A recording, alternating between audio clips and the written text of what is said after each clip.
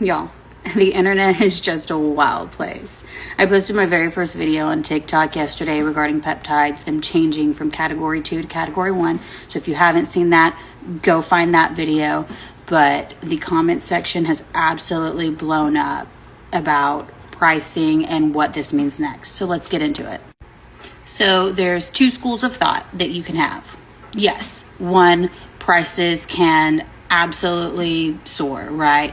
This is due to regulation costs, more oversight that directly gets passed on to the patient, right? And that's very logical and very understandable, a concern from both a patient and a provider perspective. But the other narrative that I haven't really heard yet is that with these pharmacies that were originally compounding peptides, there was very select few that would do it because it was working in a gray area, right? But with it moving from 2 to 1, I really think that more pharmacies are going to get into the market. And when they get into the market, that means that there's going to be more product on the market. And with more product, all of these pharmacies are going to have to be super competitive with their pricing because they're wanting to move that product, right? They want to get it out. They want to make their profit just like everyone else. So what does that do?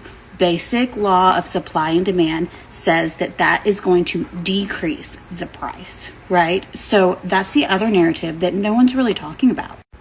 The other thing that I just wanted to touch on real quick is I saw a lot of comments about people saying, oh, well, I'm still going to stay with my gray market peptides. And I just want to really caution against that because now that these new regulations are going to come out, I really think that they are going to be cracking down on these research peptides, who and where they're going to be shipped to. And I just don't want you caught up in the wrong thing, right? We have to worry about sterility, our COA or our certificate of analysis. Those can be faked very easily, right? So just keep things like that in mind because you want to know that whatever you're sourcing from is really what you're getting. And it's all about safety at the end, right? So make sure that you are following along for the rest of this journey. Make sure you are making smart, safe, and informed decisions. And I will be back with the latest update here soon.